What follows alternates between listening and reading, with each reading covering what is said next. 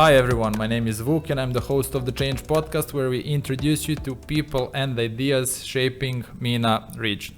Our guest today started his career with Arthur the Little as a management consultant, where he spent 7 years. Since then, he successfully founded and managed several venture capital funds.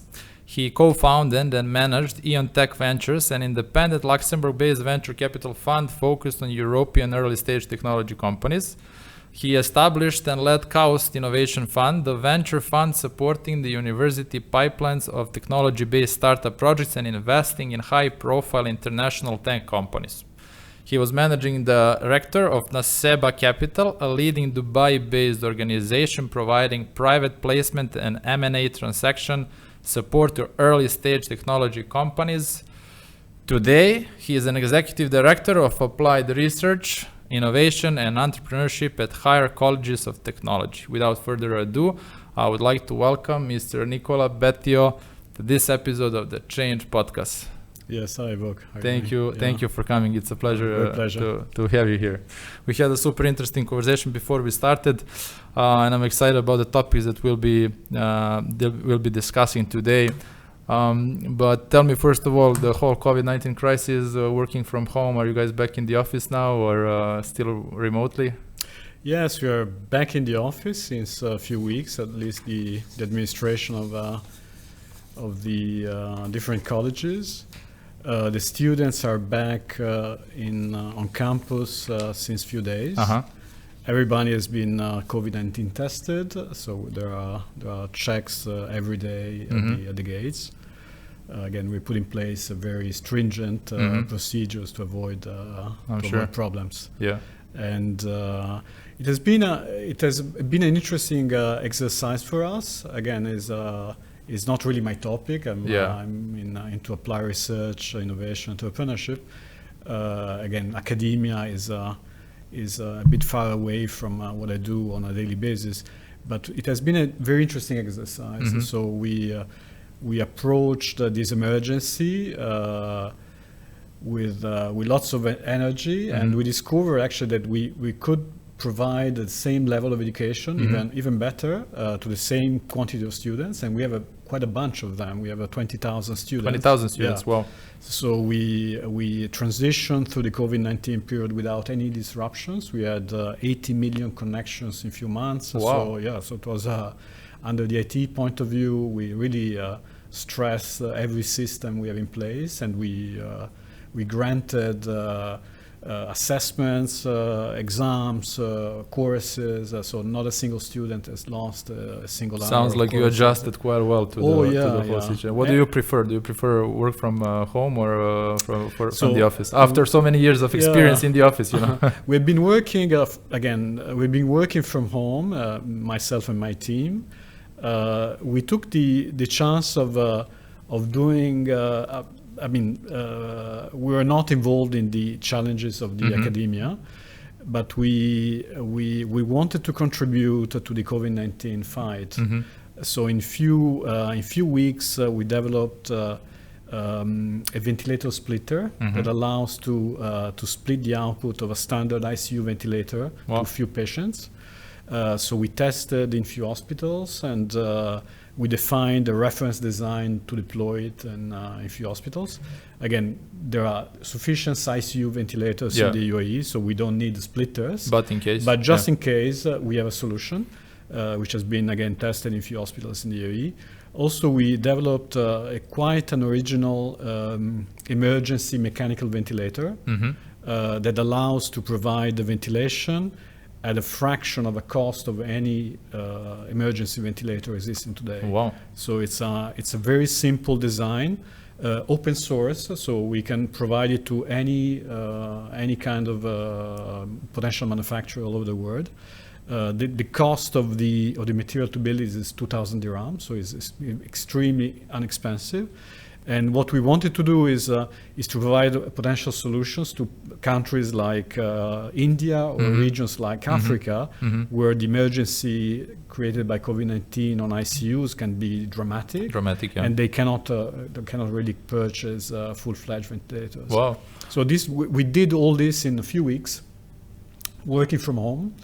So we didn't have access to labs, so we were using, I mean, my team was using, again, whatever they had at home, and it was quite an interesting challenge. You put the time to a good use than the exactly, time that you had. On a personal level, I don't think anyone expected this is going to last so long, and who knows how long it's going to last. How did you use your extra time that you saved on commuting and other activities that are coming with going to the office? Yeah, actually, unfortunately, I was not generating extra time. Again, I've been using that time to work. Again, when you're at home, there are no threshold, no limits between your personal life and working, so you end up working hours and hours. So it was a bit tricky. No, I'm sure. I think it ended up that we all worked more than we worked when we were in the office. But you've been how long? What's the length of your professional career now? 3 decades. No, a bit less than that. So I joined. Maybe you're right. I joined. Arthur De Little in the Milan office in 92. 92. So getting close to getting close. So now, after you were... I don't like this question because I'm below old. Okay. So after 15 years in business, but this forced you to, rethink some of the, principles, activities that you had all your life. Like, what's your biggest takeaway from this period? What's the biggest lesson that you can point out? I think is true for everybody, and not just for myself or whatever I've done in life. I think giving nothing for granted. So in few weeks, all your references can disappear, and you find yourself either in a business or in a social or in a personal situation that is different from what was a few weeks before. And a worldwide scale, not just locally. So this is something that is a big lesson for everybody. Definitely. It's worse than a war. A war is localized.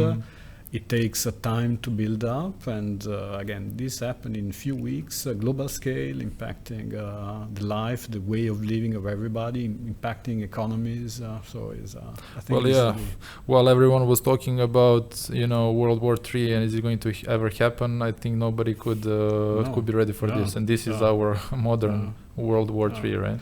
At the same time, the other thing is that it's dramatic, but again, we are capable of dealing with that. So it's something that is generating lots of energy. So the human species is reacting. It's super resilient. Whenever we throw at ourselves, we find solution, we fight for it, and so this is probably the other big learning. We'll be talking a lot about that later on, but that's well said. When we are put to extremes, we are capable of doing a lot more than we initially thought that we can do. And one example is the inventions that you came up with your team that you maybe didn't think of while everything was in functioning normally. Imagine working from home, developing something totally new, and in a few weeks. It's not quite exciting, right? Exactly. Okay, so today we'll be talking about your background is, from management consultant, founding and managing venture funds. Some of them were as a part of university, the KAUST, right, Innovation Fund, and now you're working with higher colleges of technology. So we're talking a bit about universities and their role in the economy. We'll be talking a bit about innovation and how universities can contribute to innovation and transformation going forward. But as the introduction to the topic, and we had a quick chat about this before we started, but can you point out differences between education 30, 40, 50 years ago and education today, especially here in the region? Yeah. So So education has started as a system to generate knowledge. If you think about Cambridge, Oxford, the Italian universities in the 11th century. So the idea is to produce scholars, professors, to contribute to knowledge, to advance knowledge, etc. maybe with capitalism, with the Industrial Revolution, we wanted to have university to produce skills useful for production, useful to contribute to the economy. So today, I think we are well beyond that. We want higher education institutions to directly contribute to the economy. So creating skills is not sufficient. It's a big challenge.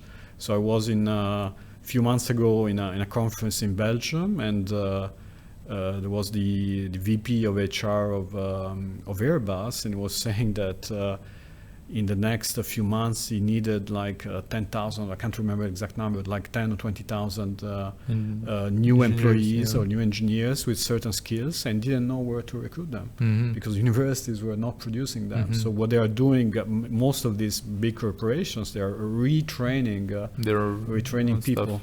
So I think producing graduates with the right set of skills is a priority number one. But actually what is happening here in the UAE is something that is a bit beyond that. So we want higher education institutions to be a direct contributor to the economy.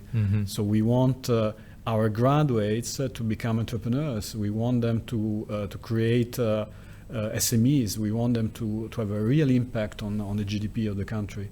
So this is very new and is something that is not, I haven't seen it in other places, certainly not in the US or in Europe, in such a well-defined way. Is quite unique. Well, yes, and I think probably everyone who is listening now, when we kind of go back and think of it, would agree that very rarely we could see universities, wherever we're coming from, having a fast and accurate response to economy and the economical, needs. Yeah. I can remember when I was studying, it was already too late to educate engineers. People were still talking about economical models from 1990s. Sure. I mean, who needs an economist anymore? Yeah. Like at the time, it was just it was a factory of thousands and thousands of economists for the country. And how does it work? Universities bridging the gap with government. What does that model look like? So I'm currently working for HCT, which is a federal government organization. We have 16 campuses in the UAE. So we are covering. We are the only federal institution with such a coverage all over the UAE. So again, all our programs, all our strategy is well concerted with the government. Tailored to address the needs of the government on the long-term plan of how long ahead are you looking? So normally we have 5-year planning exercises, strategic planning exercises. We just closed one. But at the same time, we are in a sort of environment. I mean, COVID-19 is a perfect demonstration that where you realize that whatever you plan might be replanned the day after or the week after. So again, we have a planning cycle, which is a standard planning cycle. Again, we are managed like a corporation, which is pretty interesting for a university. So we have processes that are extremely well designed and formalized for strategic planning, for example. And but again, we have the capability of readapting whatever we are doing in a very quick way. But if I'm understanding, and if you put it in that perspective, the impact that universities can have on the economy can be huge. Not that maybe it's not today, but can be huge. So again, it is the future of the country, right? So again, what we are providing education today to future leaders or to future businessmen, businesswomen, and we need to make sure that they are learning, first of all the skills that are needed to do that, but also they are implementing this in practice. And this is exactly what I'm doing with one of my programs. Well, basically, the university like yours is like the HR department of a company, right? What's your university for the country is like the HR department of a corporation, right? Yeah, and actually that's interesting what you say because Our chancellor is the Minister of Human Resources. Wow, so that makes perfect sense. And again, this is also a demonstration how well designed is the system in the UAE. So you have the biggest university in the country that is led by the Minister of Human Resources. Which makes sense now Which when you made a say lot it, of but sense, it's very probably rare to see something like that. I don't So think it's what's very your role within the college? Yeah, so I joined higher colleges of technology last year. And I'm in charge of applied research, innovation, entrepreneurship. So there are three areas that are under my responsibility. The first one is applied research. Again, we are not, we are driven by impact, as I mentioned a few times. So we are not an institution that is doing research per se. We're not doing R&D for the sake of doing R&D, or R&D just for to publish the results on a nice paper on Nature or Science. So we do research only when it's meaningful, when it has an impact on the society, it has an impact on the private sector, on the government. So we want a strict relationship with industry partners. We want them to tell us what they need from us, and we want to collect the right resources in terms of faculty, in terms of labs, equipment, in order to answer their demands. So all our applied research is in a way demand driven. So we tend to we map our capabilities against the needs of the society, against the needs of the major industry players in the region. So in the region, in the UAE, essentially, and we want to engage with each of them, providing solutions. Again, nobody cares about fundamental research nowadays, basic research nowadays, even in countries, in other countries. But what we are doing here is very much driven by impact. So we want to really find solutions for the industry, for the government, or for the society. One example is the COVID-19. And the way how you responded to it. Exactly. So we want to do something that meant something, not for an article. They're actually giving results that you can, tangible results of the work that you're doing. And it's interesting now going back, and you said, a couple of decades ago, the schools were working more on developing your knowledge and skills. Now I'm underlining the word impact. You want to have an impact on the economy. I'd like to talk about that a bit more, and how do you actually, achieve any kind of impact to the economy? You're putting different programs in places within your school, right? Can you tell us a bit more about it? So so this is the other part of the activities we are running. So the all what is related to entrepreneurship. So our entrepreneurship strategy is based on three pillars. One is coaching. So we have a very comprehensive coaching program that we'll describe later. The second one is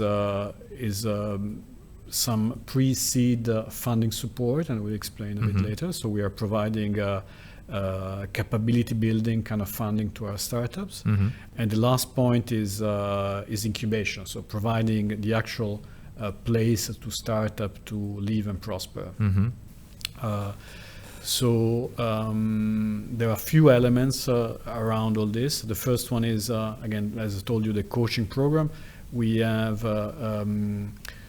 we organize 14 workshops every year that have the objective of inspiring students in becoming entrepreneurs, generating the awareness of entrepreneurship as a potential career, or the excitement of entrepreneurship as a potential career, and at the same time helping them in ideating something that might become a business one day. Nice.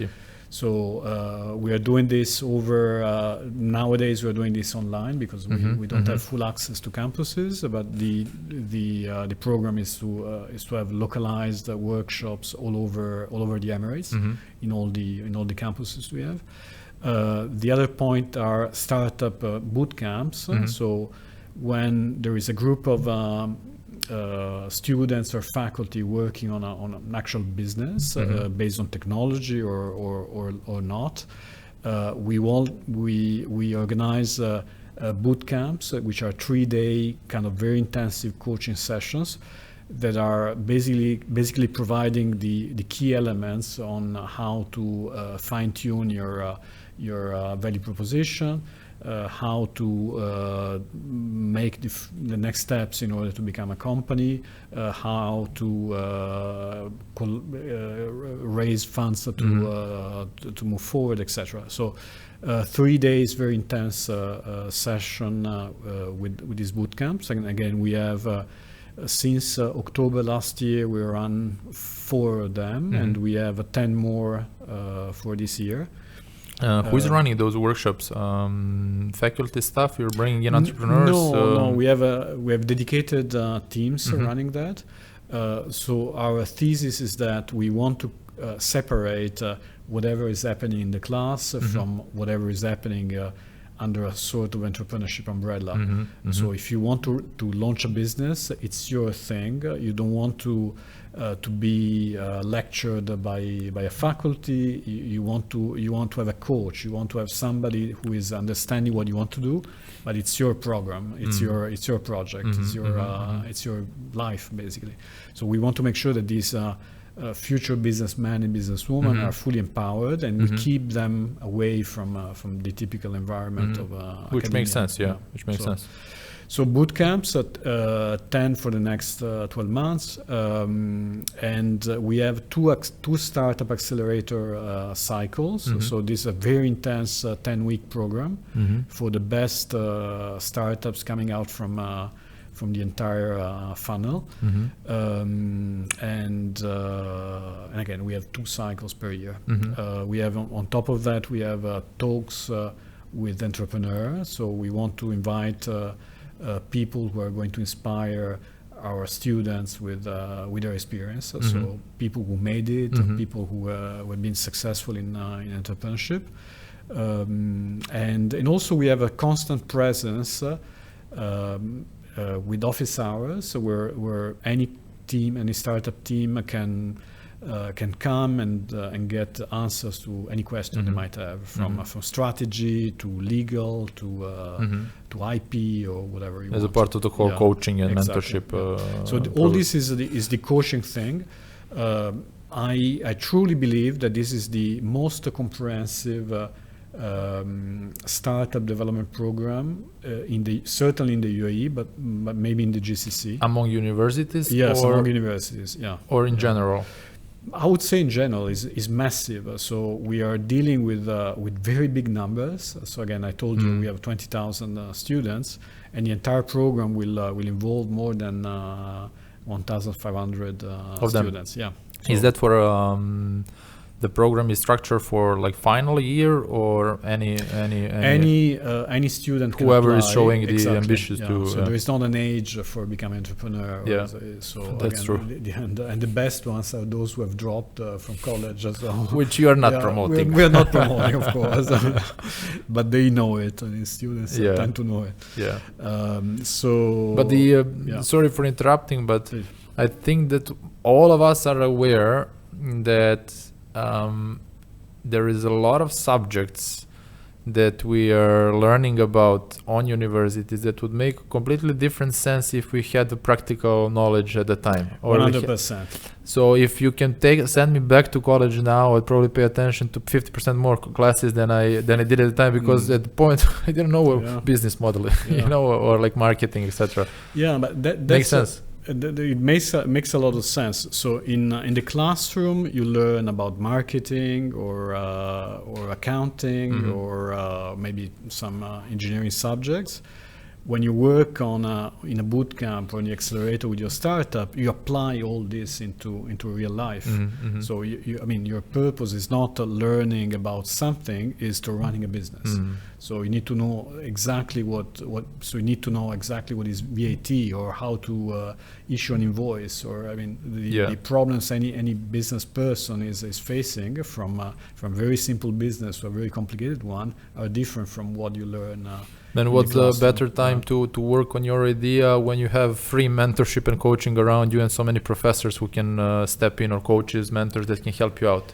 Once you are out of the college, it's not that easy anymore to knock on the same doors, right? Absolutely, so it's a huge opportunity. Absolutely, and again, it's something that is in place, is working. We have lots of students that are really engaged in very interesting startups. And we are very happy on how things are moving. And again, all this is happening very, very fast, because we started last year, and we put in place something which is really massive. Sounds exciting. So this is basically, we're talking about a certain funnel that goes through three phases. First one is coaching. And as the result of that phase, probably out of 1,200, you end up with a certain number of. So this, the best startups end up in the accelerator. So where they really become, the purpose is to make them real companies. So capable of developing their customer base, generating revenues, hiring people, etc., etc. So impacting really the economy. So in terms of employment, in terms of GDP. The other part that I want to mention is the fact that we have today we have 3 main incubators that are top-notch incubators. So we have fabrication, so we have prototyping facilities with usual kind of equipment, so 3D printers, CNC machines, all the kind of equipment you find in fast prototyping labs. The same places can host the startups, so that we can have a co-working facilities, but also we can provide a workshop space or office space. We have 3 of them, Dubai, Sharjah, Khaimah, and we are planning to deploy 13 more in all the other campuses across the UAE. Wow, so that is massive. Yeah, again, I'm telling again, it's not because I'm working with this stuff, but it's really impressive. What we are doing is quite unique. It's certainly unique in the UAE. And it sounds very structured, and kind of it has all of the necessary elements to actually make an impact, right? You have the government, you have the talent, you have professional and experts around them to kind of help them and push them through, so that you can actually make an impact on the economy. So you mentioned as well that university is providing pre-seed investments and support and so on. And what we were describing now is basically a path or the framework for launching a university spin-out, right? Yes, exactly. If you can just unpack that and throw a bit more light on the topic of university spin-outs as a part of the overall strategy. Yeah. So again, the ultimate goal of most of the technology developed within universities is to be commercialized. Again, the framework of reference is the one developed in the US, where most of the research was funded by the government, and the government wanted to make sure that all the research is not distributed to big corporations for free. So they were funding, they wanted to make sure that some returns were brought back to universities. So what they did in the US was to create what they call the TTOs, Technology Transfer Offices, that have the main purpose of protecting the IP, so the intellectual property. So you're a faculty, I want to make sure that whatever you have developed is well protected, that they cannot be adopted by a big corporation, patented, etc. And at the same time commercialized through a license agreement. So again, there is something you have invented. I want to make sure that a big corporation is paying in terms of royalties to the university, to the university, the use of this technology. So this model has been adopted, unfortunately, by many universities all over the world. And I say unfortunately because it's not adapted to the situation in most of the European countries. It's certainly not adapted here. So what we want to happen here is to make sure that whatever is invented within higher education institutions or universities is freely made available to the society. We want to make sure that startups are free to use any intellectual property developed within our labs. We want to make sure that the industry partners are adopting any kind of innovation coming out from the universities, and we are not there for making a profit out of IP. It's more about the impact that we talked about previously. Again, what we want to happen is a full-scale adoption, and very often focusing on generating profits out of IP is really detrimental to generate impactful IP. So. But the eventual idea, which again makes super sense, I don't know why we didn't do it before, but is to commercialize. So obviously you groom the talent, you help them to come up with the idea, you nurture them, you supported them along the way. They came up with a tangible business model. You help them structure, spin them off, and commercialize them, so they actually make the impact to the economy, not necessarily make a contribution to the university itself. So university can not generating revenues for the university. That's not the initial idea of university, right? It's not. What happens in the US is that it's not what you described. So a group of faculty invents something. Whatever is invented belongs to university. If they want to create a startup, the startup needs to negotiate with university a contract where the IP is made available. Wow. And the startup needs to pay royalties to the university to use this IP. Wow. And which it's doesn't make a lot of sense in my opinion. In one of the previous episodes, we talked with Mr. Ahmed Saleh from Al-Tamimi company. Ahmed, and he was saying that universities globally are one of the biggest patent owners, and they're applying and filing patents most often. So the research centers of universities, which is now when I'm putting the dots together. Yes,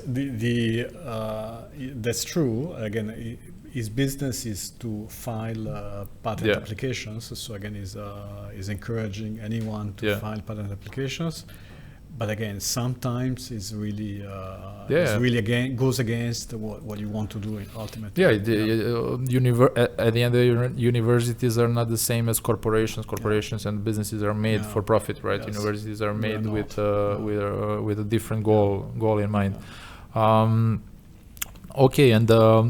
If we talk about university venture funds, now we are putting the dots together. Your experience with venture funds. Can you explain us a bit more the concept of university venture fund and what's the role of university venture fund in the whole ecosystem now? Again, I'm by trade. I'm an investor. So again, I started my career as a consultant, but again, I spent most of my career investing in startups.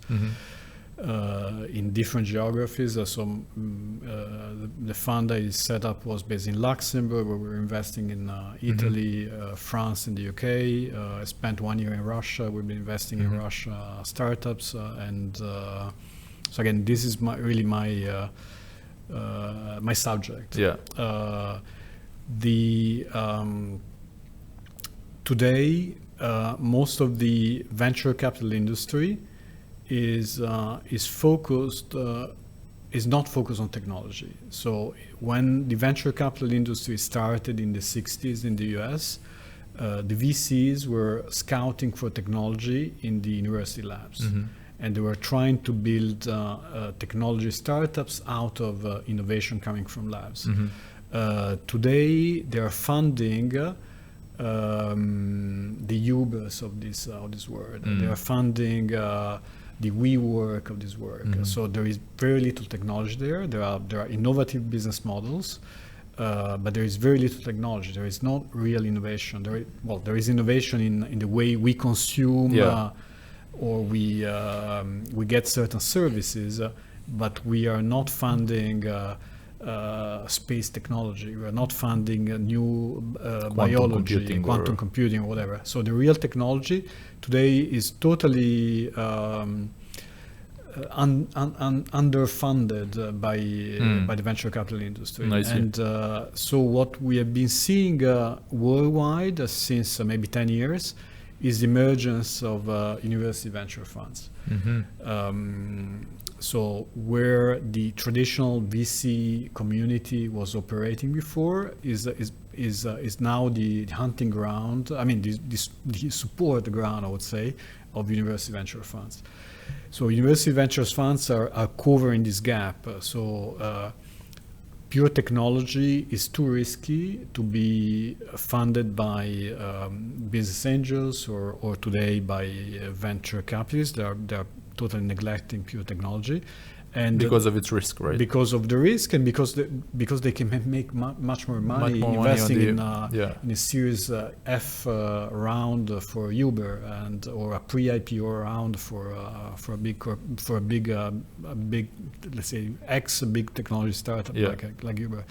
So the most of the investment money to technology startups today is coming from university venture funds, and in the last 10 years we have seen a proliferation of these funds. So there is a $250 million University of California venture fund. Oxford and Cambridge have been launching the venture funds since ages, and they've been supporting technology startups since a very long time.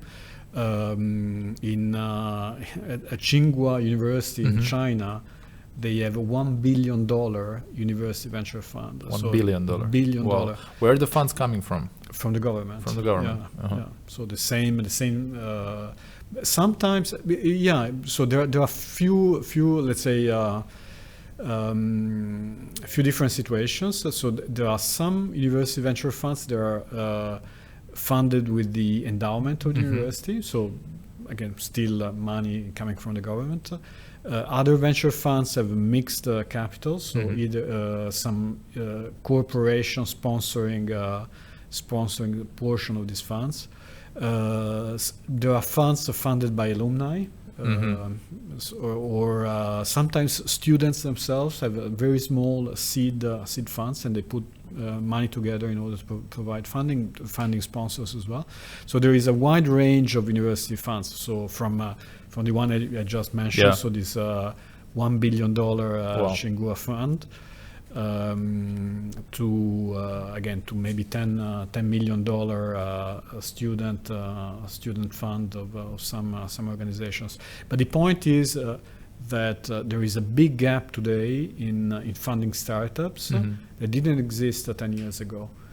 So today, technology or startups coming out from universities are not properly funded because of the lack of these university funds, which are emerging, but they are not widespread. What's the solution for them? One could be university venture funds, but what's the other way for them to get funded? Yeah, so the it's not an easy thing. So startups. Technology-based startups are very risky, and you need sort of very patient capital that is able to stay there patiently with a team, with a company for 10 years. And this is well beyond any kind of return expectations of a normal fund. So either this is done by the government. So in certain countries, the government is very present and provides funding to startups in different ways. But again, the most effective way of dealing with this problem is to empower the university themselves. The universities know which kind of technologies or which kind of business models can be effective. They know the faculties involved. They know the team members. So the most efficient way of dealing with this is empowering the actual universities. Yeah, no, it makes sense. And this is the first time that I spoke to someone who, with your knowledge and experience of universities and bringing me closer to the ecosystem. And it makes sense. It's super intuitive when you think about it, and then you're surprised why can't you see it more often. But it sounds like a formula for long-term transformation of a country's economy towards the future where they really want to be. Yes. Nicola, thanks for the conversation. It was really insightful to me. Yeah. Thank you for the questions. Were pretty good questions. Thanks. Yeah, it's easy to come up with good questions when you have an inspiring topic. And universities traditionally, very few people are looking at universities from this angle. But now I hope that we kind of throw a bit more light to the subject. Let's say we catch up on one more time after a year, just to look back and see, what changed. Yeah. Until then, I hope that you all like the episode. Feel free to leave comments in below. We are going to be happy to reply. And thank you one more time. My pleasure. It was amazing. Thank you for having me. Thanks, everyone. Thank If you stayed with us until the end, please like and subscribe. It's going to help us a lot. And then we'll see you next Monday in the next episode of the Change Podcast. Thanks, everyone. Bye.